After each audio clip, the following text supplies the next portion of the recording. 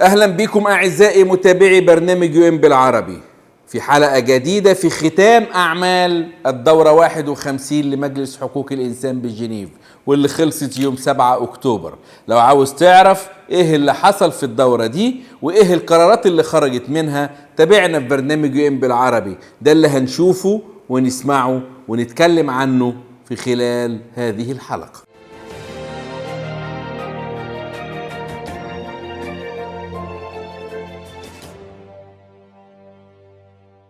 خلينا نعترف في البداية ان دورة سبتمبر من عام 22 او الدورة 51 من مجلس حقوق الانسان كانت واحدة من اسخن دورات المجلس، مش بس علشان القرارات اللي خرجت بيها، لا ده كمان علشان النقاشات الحادة والخلافات اللي كانت بين الدول خلال الدورة دي. السبب في كده ان الدورة دي جت في توقيت صعب وحرج. ليه؟ نتيجة استمرار الحرب بين روسيا وأوكرانيا، ضم روسيا لأربع مناطق أوكرانية، الاحتجاجات اللي موجودة في إيران. كمان كان سبق فاعليات هذه الدورة صدور تقرير مهم جدا من المفوضة السابقة ميشيل بيشليه عن الصين واللي بتعمله مع الإيغور، والصراعات الحدودية ما بين أذربيجان وأرمينيا، وما ننساش طبعا الانتهاكات الإسرائيلية في حق الشعب الفلسطيني. كمان في تزايد العنصرية من الدول الغربية تجاه الأقليات عندها، والأزمات الاقتصادية الطاحنة اللي موجودة في العالم كله.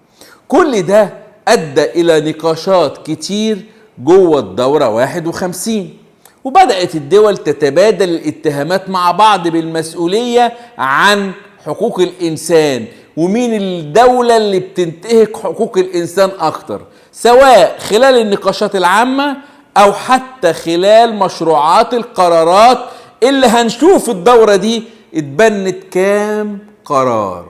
وهتلاقوا مفاجأة كبيرة بقى، إن الدورة دي كان فيها 40 مشروع قرار متقدمين من الدول الراعية لهذه القرارات، وكمان كان في قرارين متقدمين من رئيس المجلس نفسه.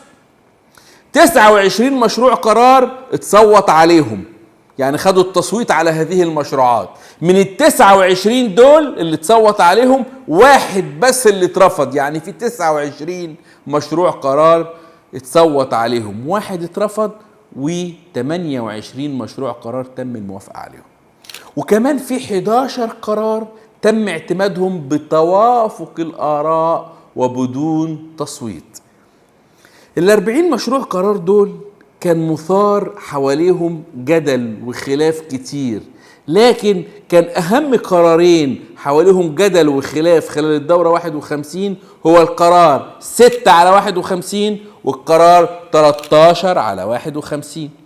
خلينا نعرف ايه هي بقى حكاية القرارات دي. القرار الخاص ب6/51 كان ليه علاقة بحالة حقوق الإنسان في منطقة شينجيانج ذات الحكم الذاتي في الصين، واللي بتحصل فيه الانتهاكات بتاعة الإيغور. لما تقدمت الدول الغربية بمشروع القرار ده عشان ينشئوا ولاية خاصة في هذه المنطقة، الدول الغربية فشلت في ان هي تمرر هذا المشروع ده، لان جت نتيجة التصويت 19 دولة رفضت، 17 دولة وافقت، 11 دولة امتنعت عن التصويت. عايز اقول لكم ان فشل تمرير القرار ده خلى الدول الغربية تبدأ تطلع بيانات تشجب وتدين وترفض عدم مرور القرار ده، وقالوا لو ما كانش مجلس حقوق الإنسان هو المنتدى اللي هيجمعنا كلنا عشان نناقش الانتهاكات في حق حقوق الإنسان في الصين، هنناقشها فين يعني؟ ده كان الدول الغربية.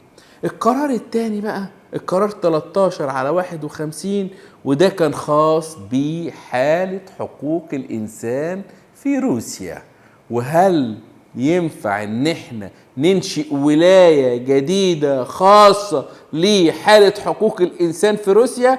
وهذا المشروع تم الموافقة عليه، والموافقة عليه جت ازاي؟ جت بموافقة 17 دولة واعتراض 6 دول يعني رفضوا، و24 دولة امتنعت عن التصويت. القرار ده بقى هو اللي هيأسس الولاية الجديدة لمقرر خاص معني بدولة جديدة وهي روسيا، وده يعتبر استمرار من وجهة نظرنا في سلسلة العقوبات اللي بتفرضها الدول الغربية على روسيا نتيجة حربها على أوكرانيا. بعد ما جمدوا عضويتها في المجلس وانسحبت روسيا من المجلس، النهاردة بقى في ولاية جديدة خاصة لمراجعة حقوق الإنسان في روسيا. القرار ده اعتبرته الدول الغربية على حد قولها، وزي ما قال السفير البريطاني في جنيف، هدية لبوتين في عيد ميلاده. يمكن كانت أوكرانيا ليها رد آخر كهدية لبوتين في عيد ميلاده، وشفتوه لما تفجر الجسر. القرار ده بقى يخلينا نسأل سؤال مهم جدا لبريطانيا والأمريكا والدول الغربية عموما. لو كان المعيار الأساسي واللي بيشجعنا نعمل ولايات خاصة هو الخوف على حقوق الإنسان، موافق. ليه المقرر الخاص المعني بحالة حقوق الإنسان في الأراضي المحتلة في فلسطين بيتم مهاجمته ويتم مهاجمة الولاية بتاعته من الأمريكان ومن بريطانيا؟ وليه كمان في مطالب دائمة من الدول الغربية عشان يلغوا البند السابع اللي بيناقش أوضاع حقوق الإنسان في الأراضي الفلسطينية المحتلة؟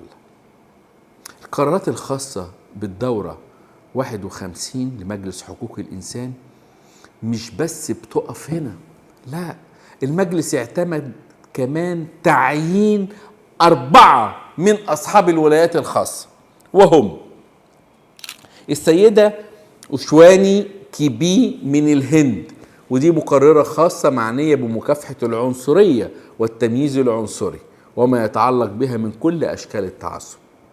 السيدة باولا جافيرايا من كولومبيا، ودي مقررة خاصة معنية بحالة حقوق الإنسان النازحين. السيدة مارغريت من الولايات المتحدة الأمريكية، مقررة خاصة معنية باستقلال القضاء. والسيدة جانا من أوكرانيا، عضو لمنطقة أوروبا الشرقية، الفريق العامل المعني بالاحتجاز التعسفي.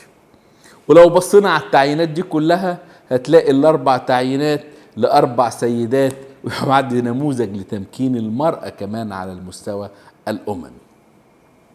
بكده أعزائي متابعي برنامج UN بالعربي نكون وصلنا لختام الدورة 51، واللي واضح إنها بتأكد إن الدورات اللي جاية 52 و53 وما بعده مش هتقل سخونة، لكن هتزيد سخونة مع زيادة الخلافات بين توجهات الدول. وشفتوا أعتقد كان يوم 9 أكتوبر شفتوا اللي حصل من اعتداء من روسيا وضربة على كييف في أوكرانيا. لكن اللي احنا بنتمناه ان الخلافات بين الدول دي ما تأثرش على توجهات المجلس ولا القضايا اللي بينظرها المجلس او نوعية هذه القضايا، او ان تبقى المجلس منحاز لدولة على حساب دولة او للوبي على حساب لوبي تاني. عايزين المجلس يفضل هو منصة بتناقش فيها قضايا حقوق الإنسان بدون توجهات سياسية وبحيادية. عايزين نلغي المصطلح اللي بيقول أن مجلس حقوق الإنسان تحكمه العلاقات الدبلوماسية. عايزين مجلس حقوق الإنسان تحكمه حقوق الإنسان. كنت معكم أنا أيمن عقيل، وده برنامج UN بالعربي.